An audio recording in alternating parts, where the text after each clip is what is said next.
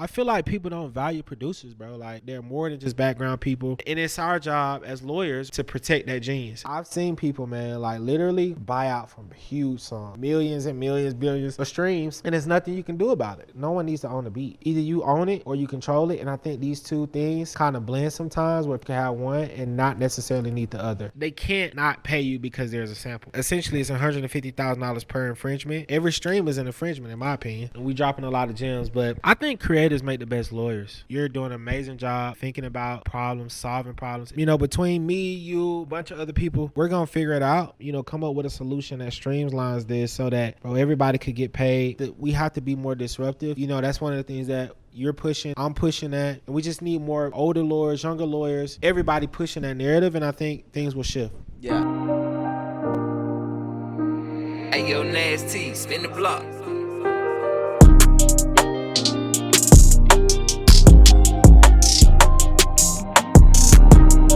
All right, guys, welcome to the 4th episode of the Producer Royalty Podcast. This episode, I sat down with BeatStars in-house attorney Kyle Brown. He's the lead attorney for the entire company of BeatStars. Kyle also hosted the show Protect Your Art, which is a YouTube series, and it's honestly one of the most slept-on resources to learn about the law in the music industry in general. I'm going to put a link to it in the description below. I definitely recommend checking that out after this interview. But in this episode, we dig really deep into the legal side of being a producer. If you didn't already know, I'm a music law paralegal myself, and I'll be a lawyer after this summer. So the legal side is really my background, so these are my favorite conversations to have. We talk about how to clear samples, why and when you should register your copyrights, how to file DMCA takedowns, negotiation tips, and why producers need a publisher, and a lot more. BeatStars is one of my favorite companies in the world, and we've been talking through a lot of content ideas, and this is going to be the first of many collaborations between Producer Royalty and BeatStars. Kyle and the entire BeatStars team are always making themselves available for the community and answering questions, so if you have any questions related to this interview, feel free to shoot them a DM on Instagram. I hope everybody's enjoying the holiday season, is getting ready for 2024. Next year, we're going to absolutely make an impact on this industry and speak up on the rights of producers, join the community together.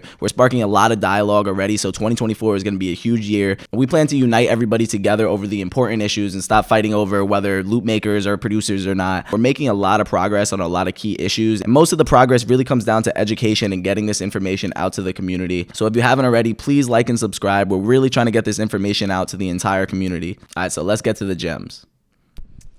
You ready, bro? Let's go. Say less. All right, y'all. This is the first episode that I'm shooting of the Producer Royalty Podcast.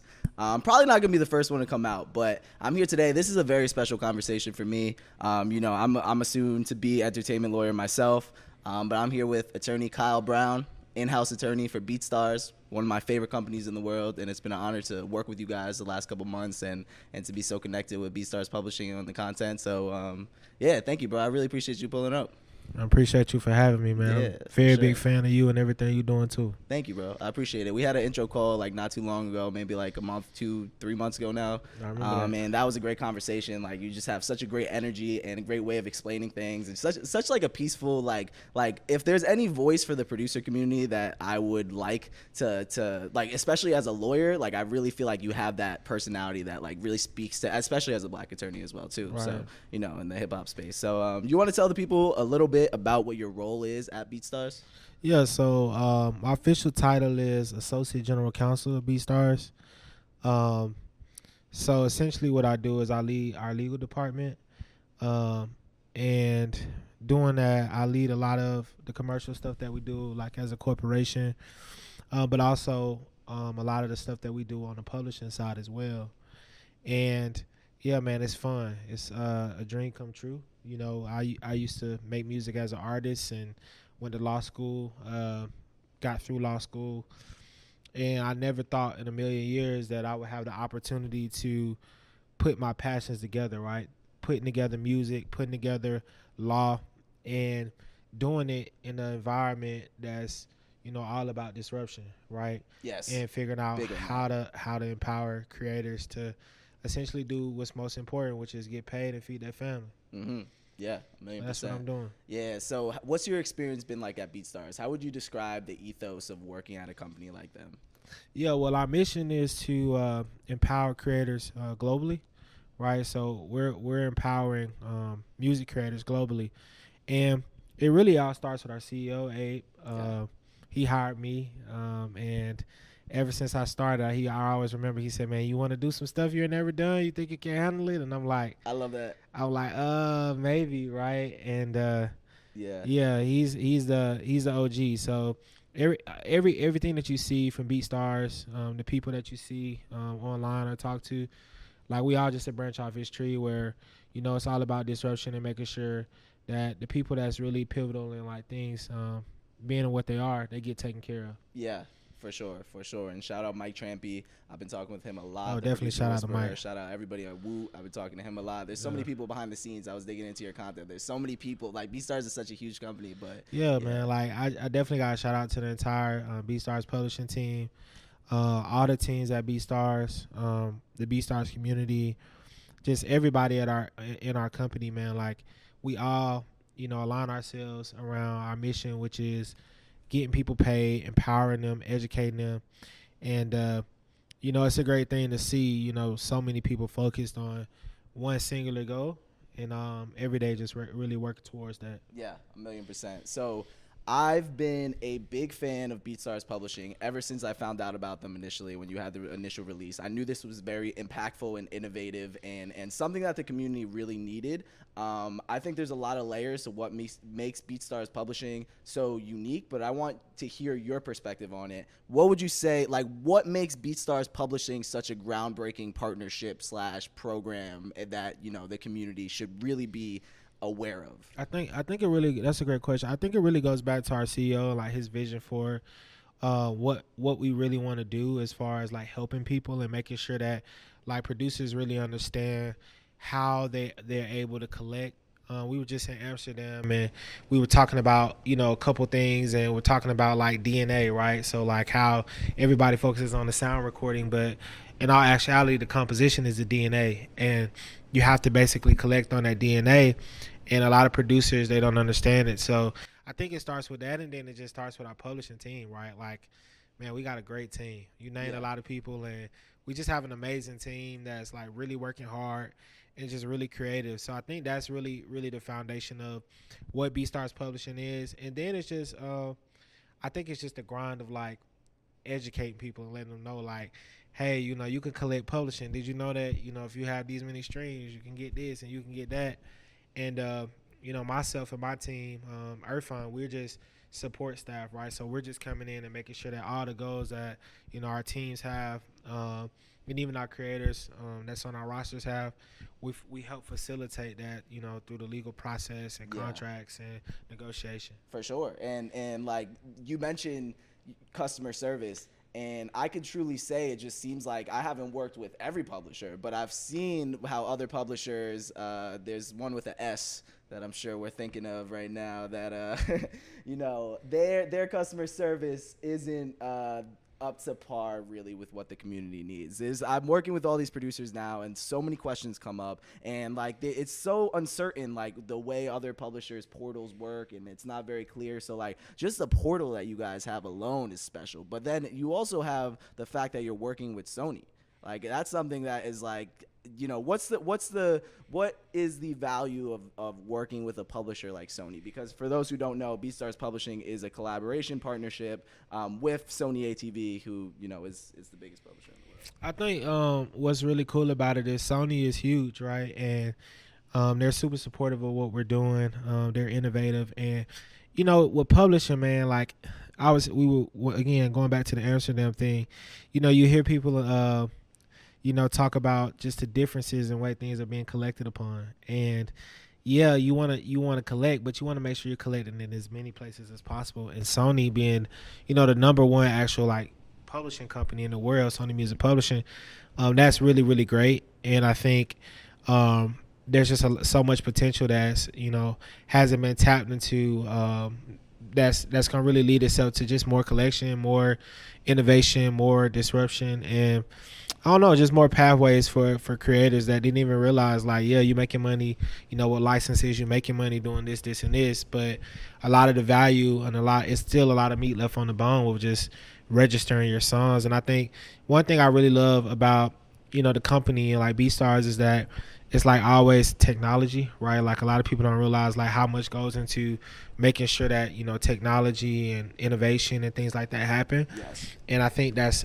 something that's really great about the entire like portal and the way you register songs. And yeah, very simple process, like as streamlined as I could imagine it being, honestly. And it always, like, we got great people on the team that's always thinking about, myself included, like, all right, how can we come up with other features? How can we do other things to like help our members get even more? And then the education piece as well too. Like Song Trust has education programs for sure, and theirs are pretty good too, but you guys really, like on the publishing side, are really putting resources out there and making things simple. And there's a lot of content on the way too that is going to come out soon between us. And I think that you guys are really doing something special. I know we didn't really touch on why producers need a publisher. Just really quickly, if you want to just break down like why producers need a publisher for those who don't know. Yeah, I think it's really important. You bring up a great question, like why do producers need a publisher? And I know there's this misconception that you could be your own publisher, meaning like you can sign up, and I think we were talking about this earlier, right? You can sign up to one of the PROs and essentially do collections on your own, right? So you can collect the performance side, you can collect the writer side, you can collect all that stuff using the PRO. Which come from streams, like which streams happens, it generates streams. If music is played in a coffee shop, just all of these different things. It's really all about licensing. But in the U.S., one of the things that happened is the consent decrees, right, where PROs cannot collect mechanical royalties, right? So at your ASCAP, which are also generated from streams as well, right? Too. Yeah. Right. Every time a stream is made, there's a mechanical reproduction. So where publisher comes in is they look at all the different places where the streams happen. We talk about that DNA, like where that DNA takes place. And then they go and they find that DNA, they collect on behalf of that DNA, and they pool all that money together based on your deal with them, and they drop it into your account, right? Which is so much easier than having to go and do all these different registrations. No, you just register in one place. Like with us, you register in the portal, and next thing you know, your song's registered, and you're able to get the money you owe. Yeah. So, all right. 1 second, because my anxiety is kicking in a little bit. Just want to make sure that the cameras are actually recording, since I'm setting this up by myself. Nah, you good, bro. I know, it's like you get the whole thing and it like. Yeah, I know. This is happening, bro. I've been shooting podcasts for a long ass time. There's no worse feeling than when we get to the end and it's not recording. So I had to double check. So one question I want to ask you. This is a misconception that I had for a long time, or I didn't fully understand. What do producers need? Well, I do want to summarize it real quick, what you said, just to make it as simple as possible. You need a publisher because there's royalties that you're not going to be able to collect. You're not going to be able to collect all your royalties worldwide unless you're working with a publisher, because there's organizations in every country around the world, and the publisher registers you with all those organizations, essentially. So what do producers need to register their publishing with BeatStars Publishing? What info?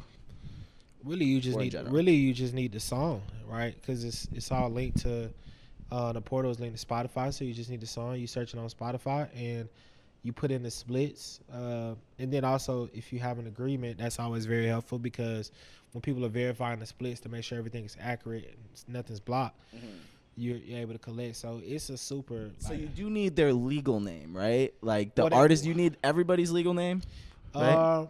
I don't think you need everybody's legal name. I think you literally just put in the information. You go to the portal and then you do the Spotify. You type it in Spotify, and it just prompts you and asks you a couple questions. But it's not like registering a song. We were talking about this earlier, right? It's not like actually going into your PRO and registering, right? It's not that complicated because that process is a little more daunting.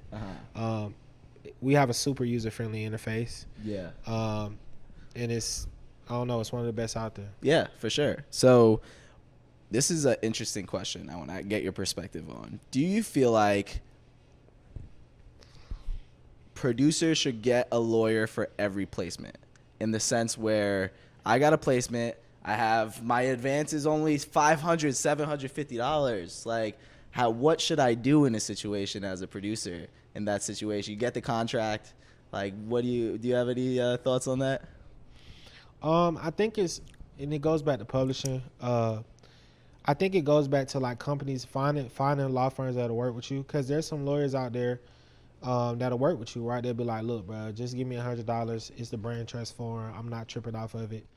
The brain trust form is the producer agreement that has kind of like the boxes. I don't know if you guys. Yeah. I'll try to pop up, have my editor put like a picture of it, but like and that's the form that the brain trust form is like a pre-negotiated form that all the lawyers kind of like use, and for the most part, there's usually not much to edit from a legal perspective. Sometimes you can redline that. And like, sometimes, yeah. I done seen sometimes they be like, sneaking some shit into there. Right? I like, yeah. You know how I go, but I think that's one, right? So finding somebody you can build with, and then the second thing is like finding publishers, right? Like, one of the things we do as a company on the publishing side is, if you're signed to us, like, we're gonna look at your agreement for you. Of course, we want to make sure you're not signed. This is a big deal. Like this is like, I don't know. I personally haven't heard of other publishers doing this. Do they sometimes? They probably would start after this comes out. But, yeah. But it's very helpful, right? Because ultimately it goes back to what I said.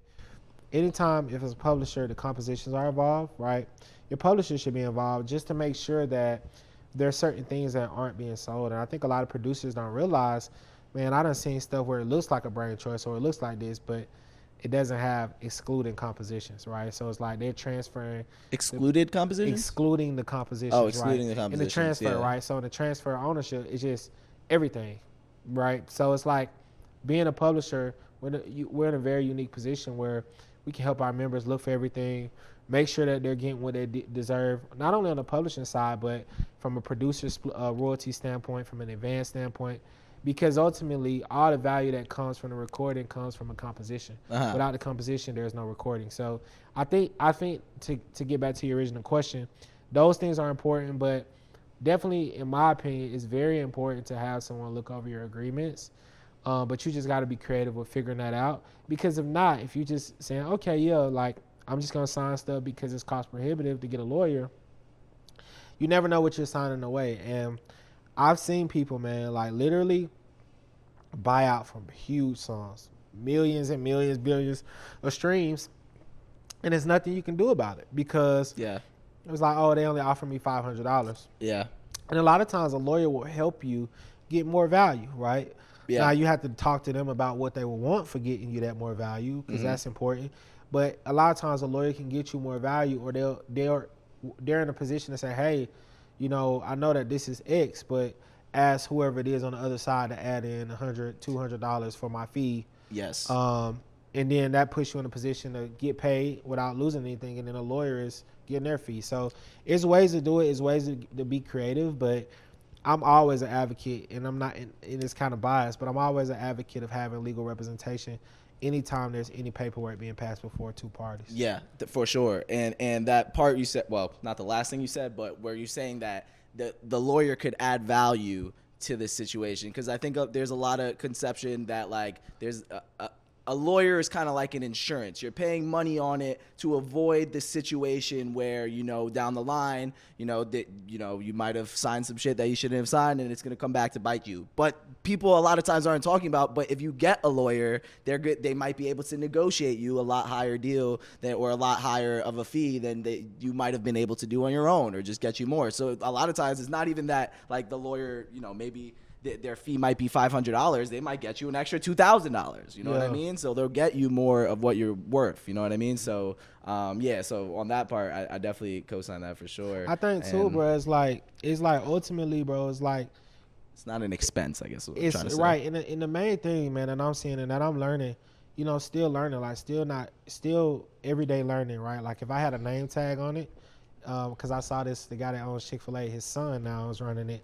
It says his name, and then it's like in training, right? So I'm in training as well every day, even though, I'm doing what I'm doing. And I think it's all about having infrastructure, right? Like I was talking to one of our producers the other day, Kavi. Shout out Kavi. And we talked for like 2 hours. We was recording some stuff, but we talked for like 2 hours. And literally, we just literally had a conversation about infrastructure. Yeah. Like how important it is to have infrastructure and to really think about yourself as a business. And every great business, right, has some type of legal representation protecting its IP, right? Like what business do you know that doesn't have, even law firms have lawyers that protect them, right? So it's like, as a producer, coming to the table with a lawyer it's automatically gonna make the people on the other side take you more seriously. Yes. And treat you better. Sometimes it doesn't, right? Sometimes people tell us to go away, but there's an edge you get from leading with, having a lawyer up front. 1,000,000%. This is okay. I guess this battery died, but it's fine. Just a little backdrop light, so that's fine. Anyways, so what's interesting about a situation with Kavi, or I was looking at, Kavi sells a lot of samples, right? So what happens in situations where you sell a lot of samples and let's say that sample gets used by two major artists? Like, what happens in those situations? How do those get resolved? We just clear them non-exclusively. Is that like, how does that usually go down? Like, as on your end, is that sometimes a fight? Like, is it like, is that does that charge more? I would say it's a shift in thinking, right? And I think, in my opinion, right, and a lot of people are going to disagree with me, there's going to become a time where no one has to own anything. No one needs to own a beat because you got all the rights you need, right? The main thing is about ownership and control, right? So either you own it or you control it. And I think these two things kind of blend sometimes, where people get so caught up in ownership and control that they don't realize that you can have one and not necessarily need the other. This is right. I love the way you're saying this right now, because that's something that's really not talked about a lot, and I haven't really even thought about it. Like the way you just said it, ownership and control. Like, yeah, there's a big emphasis on ownership, but the reason why you want ownership is to be able to control the rights. Like, it's not so. Like, what you're trying to say is you're clearing it non-exclusively, meaning like you're clearing it, you're not selling it as like a work for hire, which means you're giving them fuck. What happened here? Okay, we're good. Okay, we're good. We're good. We're good. Can you yeah. We're good. It's just screensaver. Okay, bet we're good. Yeah. Shit on my own. Okay. No, you good, bro. Yeah. So that is a. And I think too, like let's dive back into thinking about that, right? Like, ultimately, one of the benefits of BeatStars, when Abe created all of this, I used to be an artist, so I used to buy beats off of BeatStars, and as an artist, and being in law school and being educated, I realized that I only need a non-exclusive license. I don't need to own this beat because I got all the rights I need, right? And if something blows up, I can always go back and get the rights. But ultimately, all I care about is what are the economics, right? I'm reading this book called I forget, Venture Deals by Brad Fell. And one of the things that it's talking about is economics, right? So, like, what is the economics and what is control? So the economics is, okay, me using this beat, what do I get? What does the producer get? Fine, we got that. And then from a control standpoint, okay, they won't cut me out. I can use this forever. I can do whatever I need to do. I can do, So it's like, as long as the person on the other side has what they need, to put their music out, to exploit it, it's fine. I think the biggest thing is just making sure that you explain to people, like, hey, this is what we're doing, and you're not hiding it, because the dangerous part could be, you sell something non-exclusively or exclusively and you just mixing the two up. It could be very, very dangerous, but that's one of the things where BeatStars, even before my time, has pushed, which is the non-exclusive license. It's been very successful, but also it's like we need to shift that mindset also a little bit more in the industry, and people start to realize that you don't have to own everything in order to do what you need to do.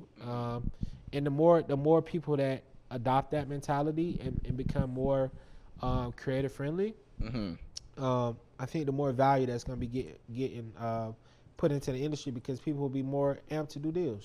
For sure.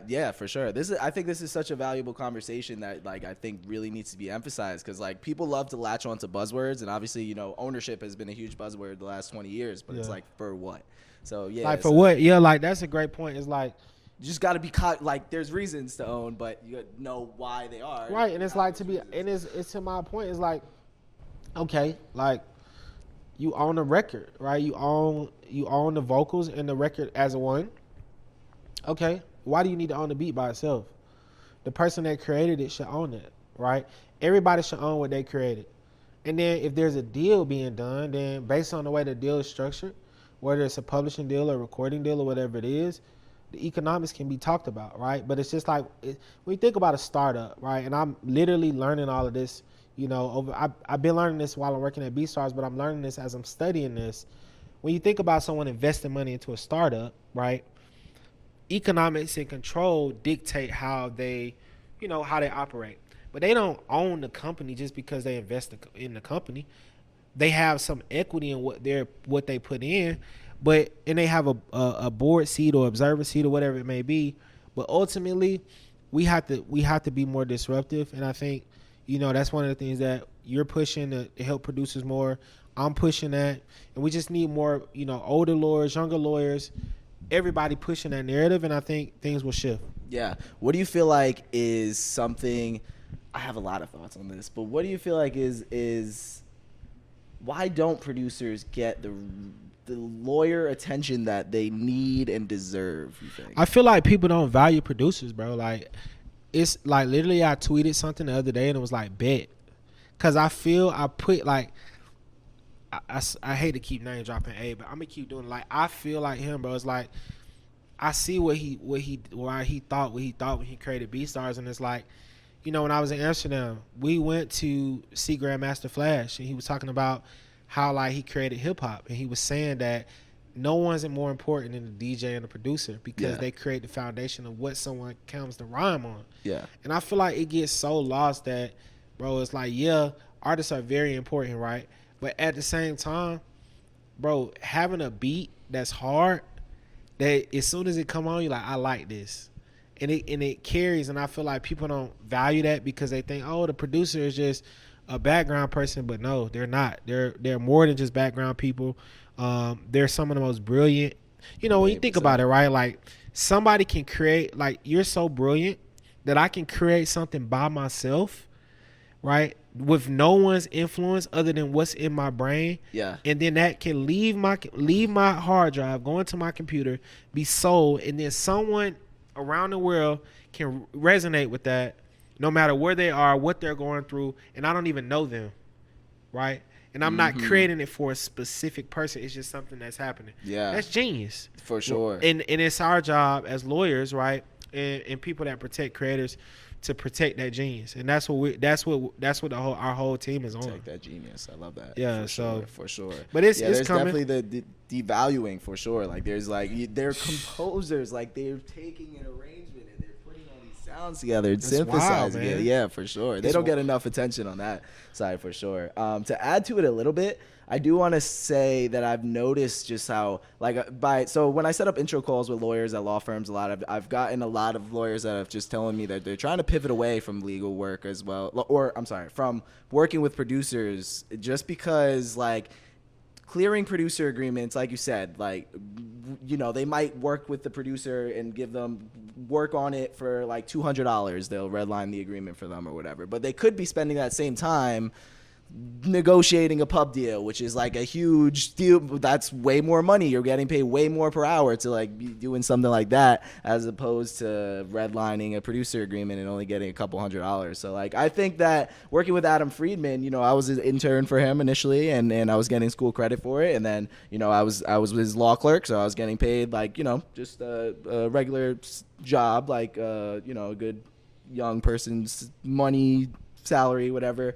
And I think that lawyers have to create systems where it's like, producer agreements aren't that hard to redline or negotiate. So hire paralegals or lower cost people to be able to handle these and oversee it and make them do a little bit more of the busy work. So that way we can actually help the community and then give them the resources that they need, Yeah, it's crazy you say that because we working on it on our end, right? Like, we do a lot of work, but like we were talking about earlier, is like, all right, all the work that we do, right? You got people like me doing that work. You got people like you doing that work. You got other companies doing that work, coming out with innovative ideas. Yeah. And we just all have to kind of like compete to be as innovative as possible until we get what we call an MVP, right? That is something that's kind of like how the brand transform came about. It was the MVP of the minimum viable product, right? Minimum viable product of producer agreements. We needed MVP of the operational parts of how these deals go back and forth. Yeah. And ultimately, man, it really boils down to, like you said, I was reading something about BET, Black Entertainment Television, this morning, and it was saying that, the guy that invested money into BET told the founder, like, keep your revenues high and your costs down, right? Your costs low. So it's like, we just have to drive that revenue for producers, but while we're doing it, keep the cost low. And I think it goes back to hiring kind of Swiss Army knife type of people. They might not even be paralegals. They literally may not even have law school training. Yeah, because so much what I was doing with Adam, which is why I started Producer Royalty, was payment chasing. So it's like I started Producer Royalty to address the payment chasing part of it. That's not a legal role to reach out to the label and be like, yo, like, can we get it paid? The only legal part is the redlining of the agreement. So that's and to be honest, and I hate to say this, but it's like that's the most important part. Yeah. Like getting people paid, chasing down payments, helping people understand the difference between the W-8 and the W-9, making sure like you add your banking info to the bottom of the invoice. Because I see invoices come in a lot of times. We just dropping gems here with no bank. It's like, how they going to pay you without your banking information on it? It's again set up as a vendor. Yep. Like all of these different things that people don't even know exist or make, matter. That's what's important. And I feel like, again, it goes back to what we were just saying. It's like, okay, how do we create systems around, operationalizing this process and making it easy for producers to go from reach out, payment in their bank account. Yeah, 1,000,000%. Like, yeah, I was talking to somebody last night who's not in the music industry. I was trying to explain my company, and he works in the insurance company or in the insurance space. And he created like the insurance is very. He explained to me how the insurance industry is very similar to what labels do, where they make it very, very complicated to get the insurance to pay out, and they send all these other things. It sounds way more even complicated than what the record labels do. And they created a software to streamline that process. And he was kind of giving me a blueprint for like how I could create a software to apply that to the record industry. And I was like, fuck, like we really need some type of software that streamlines this process for sure. So that's in my definitely. That's the type of thing I'm thinking about all day, right? Like how can we streamline stuff? So, between me, you, a bunch of other people, we're gonna figure it out. We're gonna put our minds together and come up with a solution that streamlines this so that everybody could get paid. I think about like right now it's about to be Thanksgiving. And I messed it. You can cut that out. But I think about like the holidays that's coming up, and as holidays come around, it's like, dang man, people go throughout the year with these big holidays and they're not paid. So it's like, man, like we got to think about that. We got to make sure we realize like, man, these people aren't able to give gifts or have family trips or events, and we just got to be mindful of it. So yeah, I think we still need the brand trust, but we need to disrupt and come up with a tech solution to solve all these problems. The tech solution for sure. Yeah, because even using the brain trust is like, it's so inefficient to just put them next to each other and then compare. Like it's like, okay, it's just a lot. It's a lot, bro. Yeah. And it's like, bro, after a day of that, doing 20 of those, it's like, yeah. But then you still got to get it back and do it, right? So it's like we just gotta come up. But yeah, we could talk about offline how we gonna figure that part out. I bet. Say less. So since we're on the topic of streamlining systems, I know you have a partnership. BeatStars has a partnership with Cosign, which is a copyright registration platform. First, before we get into Cosign, could you explain briefly just what is the why and when should producers register their copyrights? I feel like, so I'm weird, man. Again, it's all about infrastructure, and I think as much as you can, you should set aside money for infrastructure, right? Like if you're making X, figure out what your X is to set aside for your infrastructure, whether it's legal, whether it's your accounting, things like that. And I think one of those parts of your infrastructure is copyright. And copyright, for those that are watching, I want to say the copyright industry, I think it was at 44 point something billion or 46. We just posted something about this in our chat that we have on industry news. And essentially what a copyright is basically who owns or who was the creator, the original creator of a piece of work. And based on having that copyright, it gives you certain rights, right? Exclusive rights, the rights to reproduction, a bunch of other things that you have, the right to create derivative works. And what that also allows you to do, as soon as you, like once this is done, right, you will have copyright ownership because it'll be in a fixed form. And then at that point, the copyright allows you to hold and waive that paper for anyone that tries to copy what you do. Yeah. And the copyright registration, why it's even more important, is because in order to file a copyright suit, you got to have a copyright registration. If you don't have a copyright registration, you may have a copyright because it's an automatic thing. Yeah, because you own the copyright from the moment that you create it. Right. It's fixed in the tangible medium is what the legalese, but basically when it's created. It's but, auto thing. Yeah, you own that. But without the registration, you can't sue anyone for infringement. And you I could think, sue for actual damages, but not statutory damages, I think is what it is. Which Yeah, actual is like, it wouldn't really be much. If I steal your beat and I make $100 off of it, actual damages might be $100. So let's talk about the actual and statutory. So with the copyright, if you file within 3 months of creation, I want to say it's creation, you're able to get statutory damages, as you said, right? And essentially, it's $150,000 per infringement up to that amount. So that's a great stick, for all the creators watching to say, if someone steals your stuff or they feel like they don't want to pay you, and you got that copyright registration within 3 months, you can be like, hey, it's going to be X, Y, and Z if you don't pay me. Yeah, so if you have it registered, be like, here's my copyright registration. I own this. You could send them a blurb from the copyright website directly per infringement, which could be, I don't know exactly how it works with streaming, but per infringement, like you could owe between $3,000 to $150,000 every time that you infringe, and then I'm sure at that moment they're gonna start hop on because they're gonna see and they have to pay for attorney fees too. Yeah, and they gonna check and be like, oh, they really got a registration, and they're gonna go to their counsel. Remember, we talked about everybody got legal counsel. They're gonna go to their legal counsel and be like, what's up? And they're gonna be like, well, 3 months, they've got it, 150. It's got 1 million streams. You do the math. Yeah. Every stream is an infringement, in my opinion. Yeah. So it's like, it's enough. One copyright registration is enough to put somebody lights out. So there's the value. There's a lot of value in that. And then I think your next part was a little bit about cosign. And yeah.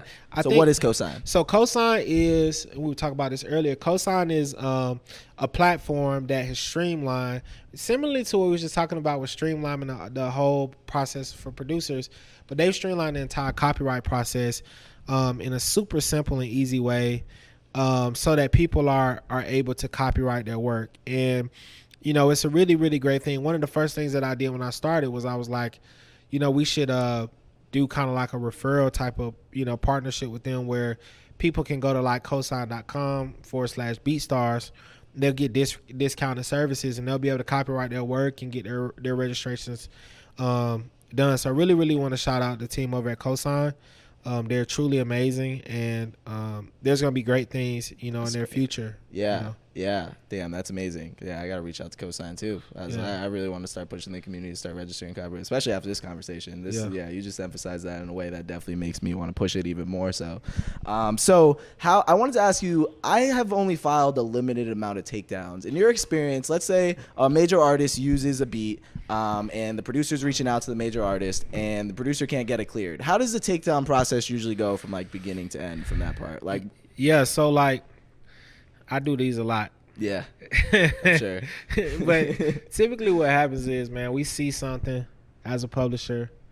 Our team sees it, and they're like, hey, man, we got this situation going on and we can't get in contact. And I'm just like, okay, let me take a look. So I look at it.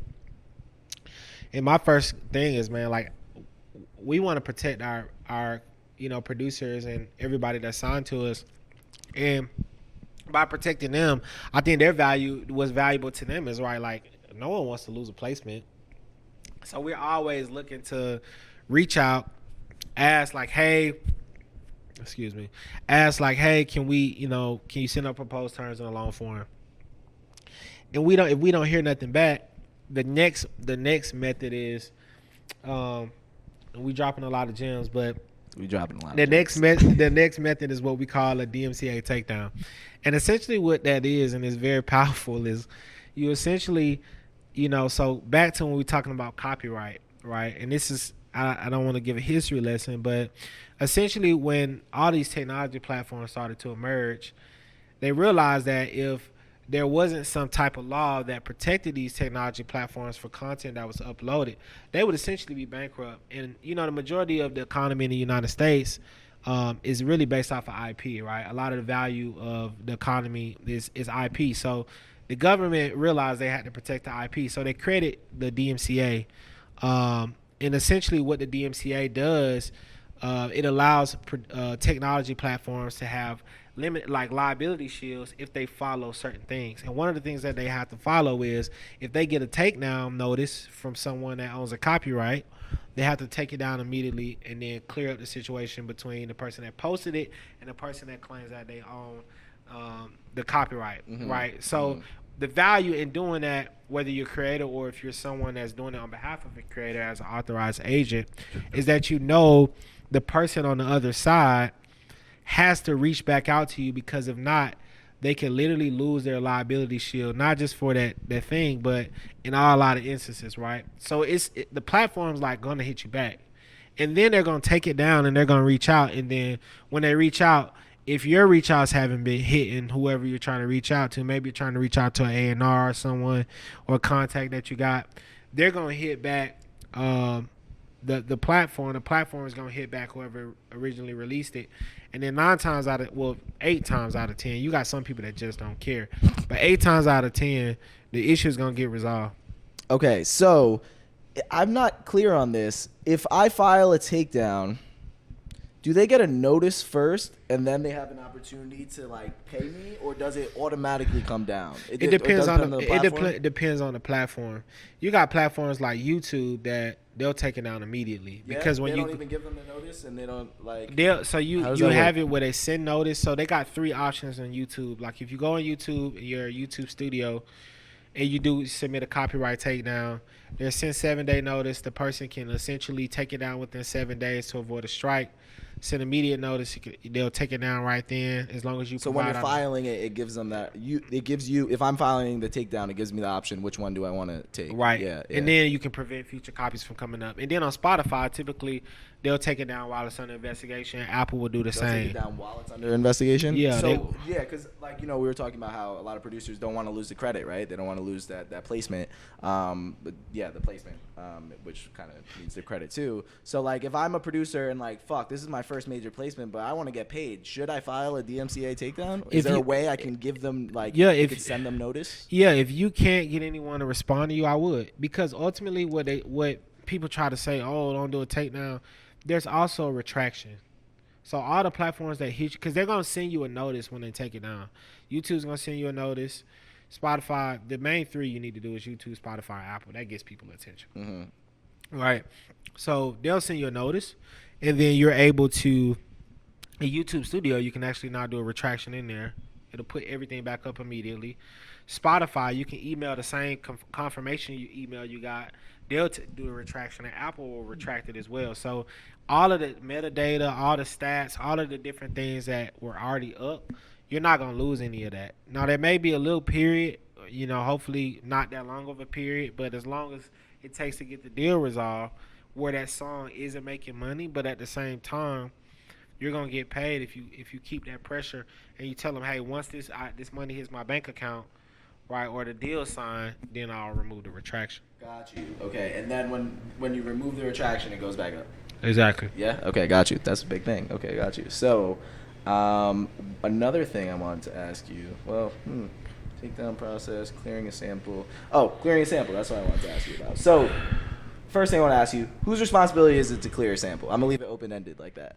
It really depends, right? Typically, let's go back to the brain trust form. It depends on when it was disclosed.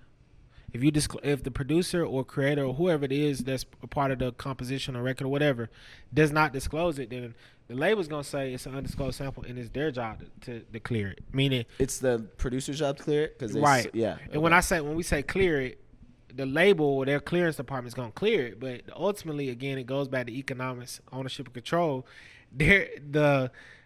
The person that didn't disclose it is going to lose everything that it costs for the sample to be cleared. So they're going to lose the compositional ownership, the royalty percentage that they're sharing in, and even the advance could be diluted, or it could be recording costs.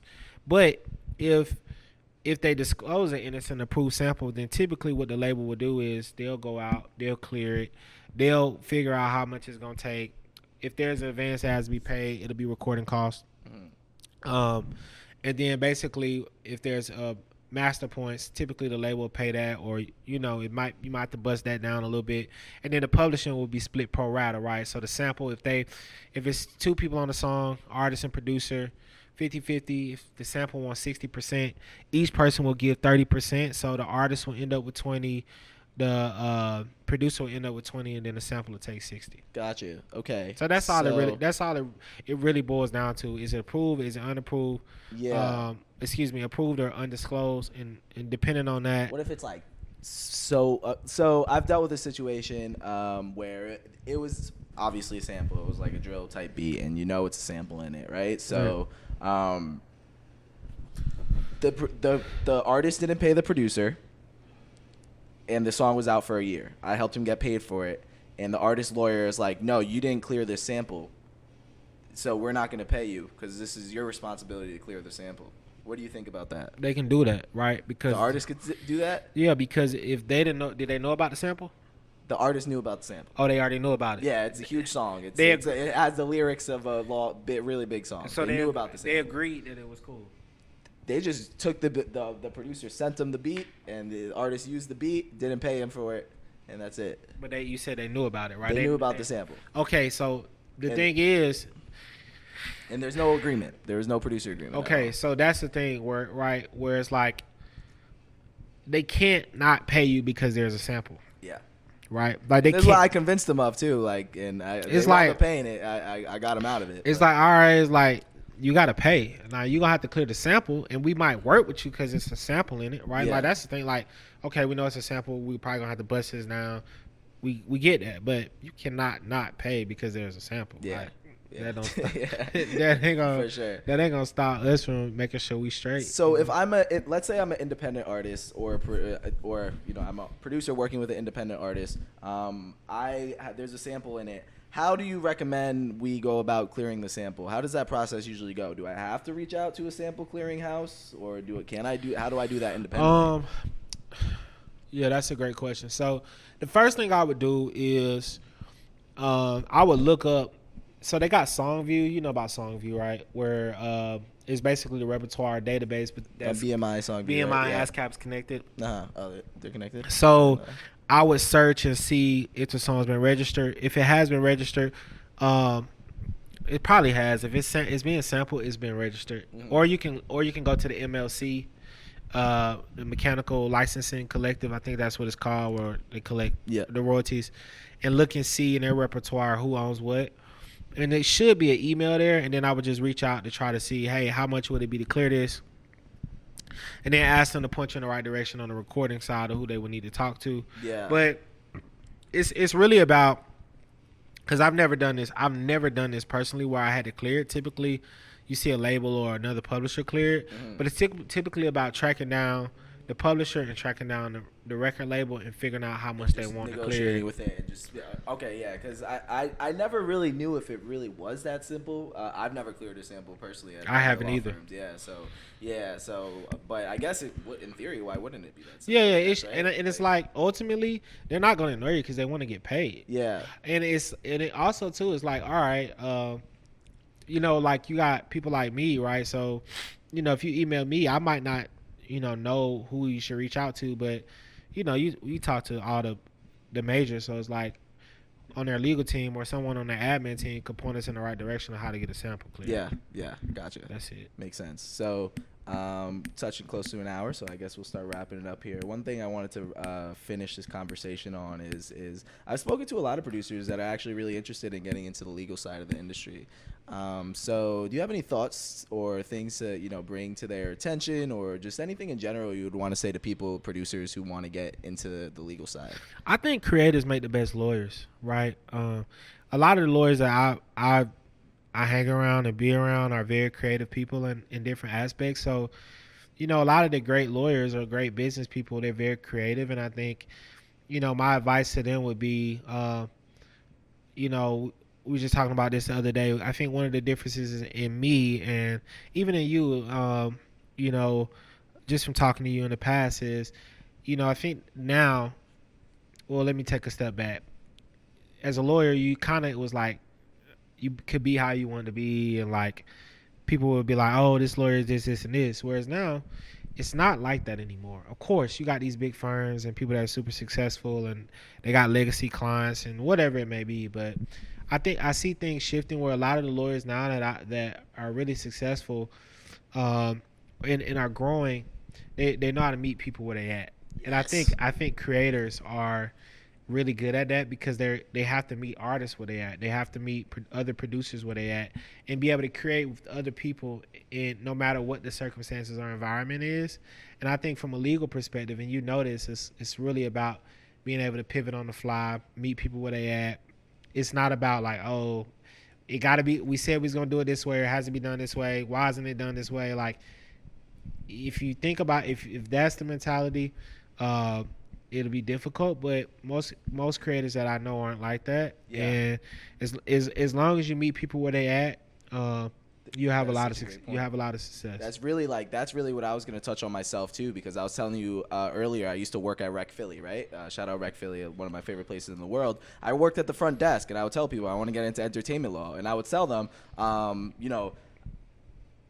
they're like, have you ever heard of Carl Folks? I'm like, yeah, I've heard of Carl Folks. He's one of my biggest inspirations in the space. And they're like, too. Yeah, shout out Carl Folks. Shout out Carl. Yeah, for real. And there would be like, Carl is the best entertainment lawyer. And I would think in my head, like, none of you guys, I've heard that at least 5 times. None of you guys have worked with him. So you don't actually know what his legal, I'm sure he does amazing legal work, but you guys don't know that. So why do you think that? And I was just thinking in my head, it's like, I guess it's just he's so connected to the community and he's giving out free information online and he's, touching the community. So I realized that, like, if I want to get into the space and I want to open my own firm like him, the way I looked at it is there's 2 things that I need. I need to have the clients and I need to have the knowledge. So I'm going really heavy on like the client side, probably more than anybody else ever has, maybe ever, because I really want to get into, starting my own practice and partnering with lawyers who have a great understanding of it, better understanding than me. And I bring the clients and you can teach me how to do the legal work. You know what I mean? So, so I would say that it is really attainable, and I'm completely aligned with you where it's like, if you want to get into the entertainment industry and you want to get into music law, if you're a creative yourself, you're in the best position to do that. So, yeah, that definitely makes sense. I agree. And I think, too, just another point on cause, like, we just need more diversity of thought and just diversity in this area, in this space. And a lot of times it's not even about like race or religion or like where you're from, but it's really about how you think and like your perspective on how you grew up. And I think creators and people that are creative, they just have a great perspective and they're not afraid to take risks and shift barriers and boundaries. And I think that's one of the things, in my opinion, that makes Carl stand out is, when you look at Carl, it's like you don't know what Carl is. Like, Carl could be a CEO, Carl could be an attorney, he could be an artist, he could be whatever it is. And I think that gives a lot of hope to people to realize that you don't have to be a certain way to be successful. And like you said, how you look up to him, I do too, right? Because I think it's just more motivation to know that you can have a place in this world and in this music industry by being yourself and just doing what you feel is right and helpful. Hell yeah. This was a phenomenal conversation, bro. Thank you so much for putting up on this. Like, I appreciate it. He came from Florida for this. We're in Atlanta right now, so I guess I didn't say that at the beginning, but this is this is the Atlanta trip. I came out here shooting the first episodes of the Producer Royalty podcast and meet up with people like you, and I couldn't be more happy with how this conversation went. Man, I just want to give you your flowers, man. Like when I was you're in your position, like trying to think about things. I didn't think this far, and I think you're doing an amazing job, like thinking about problems, solving problems. That's all it really is, bro.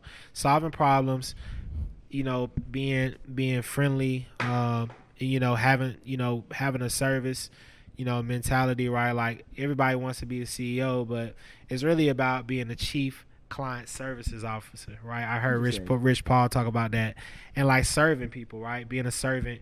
And I think you're doing a great job at that. So, I just want to give you your flowers for just having me on your platform and creating a platform so that, knowledge can go out to creators. And, yeah, man, I'm excited to see, the things that's gonna happen. Thank you, bro. You know, in the future. Yeah, I'm excited. What happens between Producer Royalty and BeatStars. So we're gonna do some great stuff, man. For sure. So for sure. Hey, thank you guys. Really appreciate you guys tuning in. I hope to have a lot more lawyers on in the near future. Adam Friedman is gonna be on soon. And there's gonna be a lot of dope people. I got a lot of people planned for this trip as well too. So thank you guys. I don't know how to end this yet. This is the first time. So cut it. Peace.